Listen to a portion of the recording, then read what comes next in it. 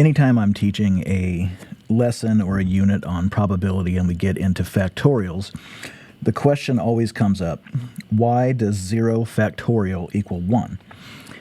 And at first glance, it looks like it doesn't make sense that 0 factorial should be 0, since n factorial means you start with that number and you multiply each number one less until you get down to 1. So if you have 5 factorial, it's 5 times 4 times 3 times 2 times 1. That 0 factorial should be 0. But we need to look and see what a factorial is to understand what's happening here. So remember that a factorial is not a multiplication problem. It's telling us how many different arrangements can be made from an entire group of distinct objects. So we are looking at something other than just a straight multiplication problem. We're looking at an arrangement.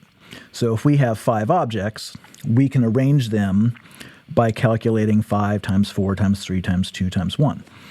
If you have 4 objects, 4 times 3 times 2 times 1, the factorial or the exclamation point just tells us that we're going to do the multiplication starting with that n value and subtracting 1 each time till we get down to 1. But let's look at what this actually means. If we had 2 objects, 2 factorial would be 2 times 1, so there'd be 2 different ways you could arrange them. If you had 1 object, you would be able to arrange it in one way. But let's say you have 0 objects. There's only one way that you can arrange those, and that is for there to be no arrangement. So there's one way to arrange 0 objects. So just from that standpoint, that should hopefully make sense of what's happening, but let's look at the actual math behind it. So let's say we start with 5 factorial. 5 factorial is 5 times 4 times 3 times 2 times 1, which is going to equal 120. So there's 120 different ways to arrange those 5 objects. But let's say we look at just that part, 4 times 3 times 2 times 1, that would be 4 factorial. So we could say that 5 factorial is just 5 times 4 factorial. Now, if we divide both sides by 5, that means that 4 factorial is 5 factorial divided by 5.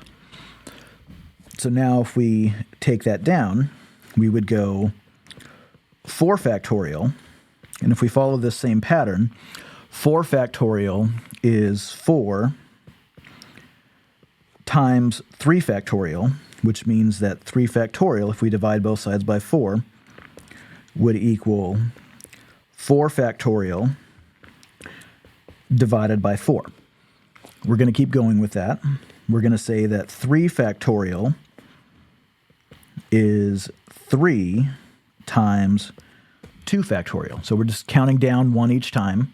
We're taking that n value, in this case the 3, and we're multiplying it by the factorial that's 1 less than our n value. So we could do the same thing here. 2 factorial would then be 3 factorial divided by 3.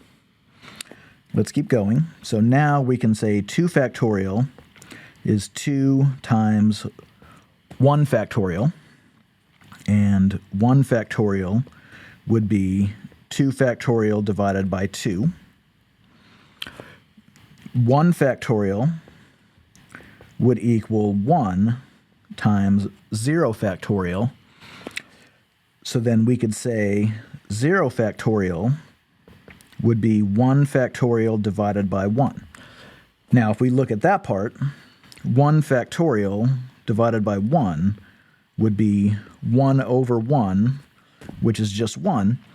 So then we can conclude that 0 factorial just equals 1.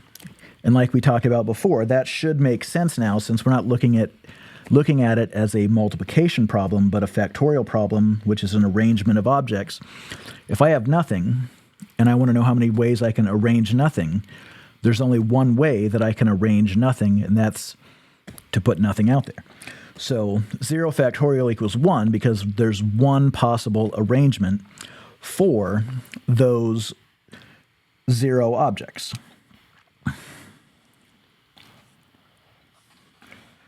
So now, if we're looking at a summary here, since a factorial represents a number of ways to arrange objects, 0 factorial